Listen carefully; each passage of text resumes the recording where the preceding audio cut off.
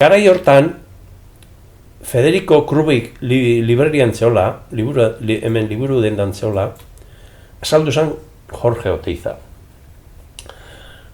Eta antxe eman zuen 40 urtean ikusi gabeko besarkada handi bat biak. Oteizak dudan basakanian, batez ere Grezia munduko goraberak, Federico Gregos oso ondo, klasikoa oso ondo menperatzen zuen. Eta ben azteko burrokazian, hoxe, decían, oye, ¿la has visto a ese loco? Que quiero hacerle una pregunta y aparte de los curas, como es el único que sabe griego, eta hor minduta baina hor jardute zian biak.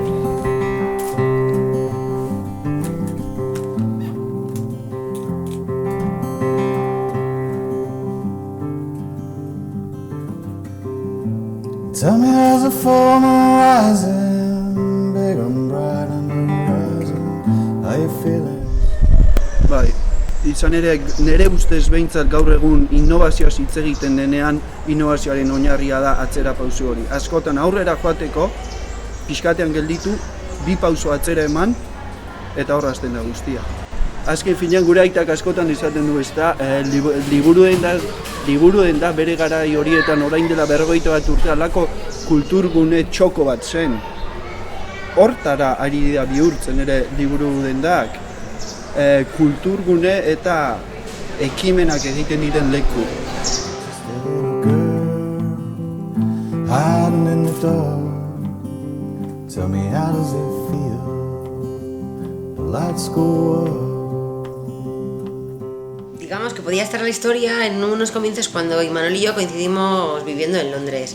Entonces, Imanol se estaba pensando que quizás a él le apetecía seguir con el negocio de los gaitas, con la librería, y pues repensando cómo quería todo enfocarlo, pensaba que yo podía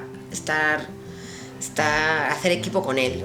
Entonces, pues cuando ya me iba a volver de Londres, me llamó un día Eneko y Imanol y me propusieron trabajar con ellos. Con Garoa tenemos la apuesta más grande, que es Paperesco Concertua, que está teniendo muchísima aceptación, se va a seguir haciendo, se va a hacer también en Donosti, y los 2 clubes de lectura, el de euskera, que empezó antes, tiene 2 años de antigüedad, y este año hemos empezado con el de castellano.